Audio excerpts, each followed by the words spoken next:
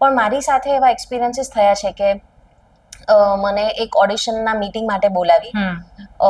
હવે એટલું મને સમજાવ્યું કે મિત્રો જ્યારે એવું કહે ને કે મીટિંગ હે, જ્યારે તમને માણસ ઓળખતા બી નથી,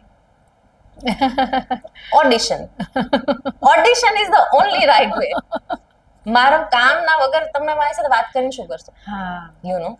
તો ત્યારે નહોતો સમજણ પડતી, એટલે હું મીટિંગ માટે ગઈ અને હું પહોંચી અને મેં જોયું કે એક કમર્શિયલ બિલ્ડિંગ નથી, ઇટ્સ અ રેસિડેન્શિયલ બિલ્ડિંગ. એટલે મને જરાક ફિશી લાગ્યું. એટલે મેં મારા એક ફ્રેન્ડને કોલ કર્યો કે તું ખાલી ફોન ચાલુ રાખજો. Right, I was scared. મને થોડીક બીક લાગી હતી બીકોઝ એક માણસ હતા જે નીચે લેવા આવ્યા હતા મને કે ડેનિશા. આઈ વોઝ લાઈક કે હા yes. I don't know 18-19 floor પર અમે ગયા લિફ્ટમાં અને હું એન્ટર થઈ અને હ્યુજ હોલ, રૂમ્સ અને 2-3 બીજા મેલ્સ ત્યાંથી નીકળ્યા અને then a director or like producer director he came to meet મી. અને એટલું આમ આખી હવા જ અલગ હતી એ રૂમની. અને આ ફોન મેં ચાલુ જ રાખ્યો હતો. તો એમને મને કીધું કે તારી પ્રોફાઇલ બતાવ. હિન્દીમાં વાત ચાલતી હતી, જે બી મને વિયર્ડ લાગ્યું કારણ કે મેં ઓલરેડી પ્રોફાઇલ મોકલી દીધી છે. તો why do you want to watch મારી પ્રોફાઇલ મારા જ ફોનમાં, યુ નો. પછી મેં મારો ફોન આપ્યો, એમને પ્રોફાઇલ જોઈ. પછી કે તારે લીડમાં જ કામ કરવું છે કે શું છે આમ તેમ. એટલે મેં કીધું નહીં સર, મારે તો સારું કામ કરવું છે ફોર નાઉ.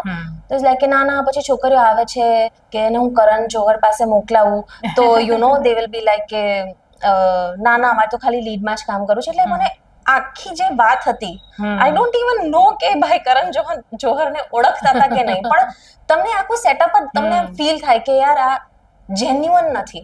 અને પછી એમણે મને ઊભી કરી, ઉપરથી નીચે જોઈ, મારી વેસ્ટ સર્કમફરન્સ પૂછી અને ત્યાં સુધીમાં મને જે પસીના છૂટ્યા હતા કે હું કઈ રીતે નીકળું અહીંયાથી. અને આઈ થિંક ત્યારે એ જ વસ્તુ કામ આવી કે સામેવાળા માણસને પણ તમારું રિસ્ટ્રેન્ટ ફીલ થઈ જાય.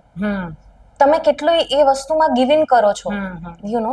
અગર હું પણ એટલું એ સ્પેસ આપું છું કે અરે નહીં સર આપ બતાના ના આપ જો, you know, if I am also talking like that.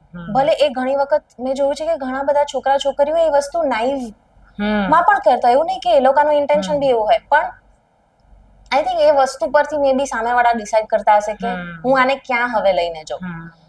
પણ બીકોઝ હું ફ્રીઝ જ થઈ ગઈ હતી, એમ કે હું આમ એકદમ ટટાર થઈ ગઈ હતી કે બહુ કઈ રિએક્ટ નહીં કર્યું, આમ તેમ ફટાફટ નીકળો. અને પછી જે મીટિંગ ફિક્સ કરી હતી એ પણ કોઈ છોકરીએ ફિક્સ કરી હતી. સો આઈ વેન્ટ ડાઉન. હું ઓટોમાં બેઠી અને છોકરીને કોલ કરીને હું એટલી ગુસ્સે થઈ હતી કે હાઉ કેન યુ સેન્ડ મી કોઈના ઘરે. મીટિંગ ઓફિસમાં થાય, કરવી બી હોય, ચલો મીટિંગ જ છે, fine, call me to your office. અને ઇન્ફોર્મલ કર્યું તો કેફે છે, પબ્લિક સ્પેસીસ છે, યુ નો. એટલે આવા 2-3 એક્સપિરિયન્સીસ મુંબઈમાં મારા સાથે થયા હતા ને.